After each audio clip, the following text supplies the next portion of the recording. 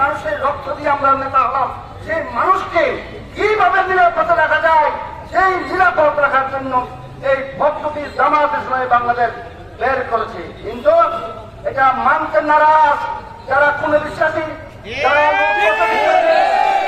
চাঁদাবাজিতে বিশ্বাসী, যারা দর্শনে বিশ্বাসী, যারা ব্যাংক ডাকাতিতে বিশ্বাসী, যারা চুরি চাপটা করেন, গ্যাং সৃষ্টি করে রাস্তায় মহারা দিয়ে নিরহ মানুষকে অশান্তি করার জন্য যারা মরিয়া, তারা পিয়ার পদ্ধতি মানতে রাজি নয়।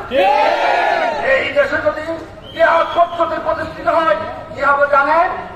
এই দেশে সন্ত্রাস কমে যাবে, এই দেশের লুটপাট কমে যাবে, এই দেশের দর্শক কমে যাবে, এই দেশের দালাল বাটপার কমে যাবে, এই দেশে প্রশাসনের গ্রহণযোগ্যতা বাড়বে, এই দেশের ভালো ভালো মেধাবী শিক্ষকরা, এই দেশের মেধাবী ছাত্ররা রাজনীতিতে এসে সমাজ সংস্কার মানুষের সেবায় নিজেকে আত্মসমর্পণ করতে পারবে।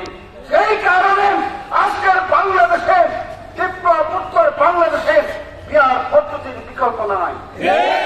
আপনাদের সুখ সমৃদ্ধি নিরাপত্তা নিশ্চিতের জন্য বিহার পদ্ধতির পক্ষে আপনাদের মতামত দেওয়ার জন্য, দুর্নীতি উত্থানের জন্য, সর্বস্তরের মানুষের শান্তির জন্য, দুর্নীতিবাদদের শাসনের জন্য, শাস্তি দেওয়ার জন্য আজকের 5 দফা কর্মসূচি নিয়ে আপনাদের কাছে হাজির হয়েছে ভাই সব।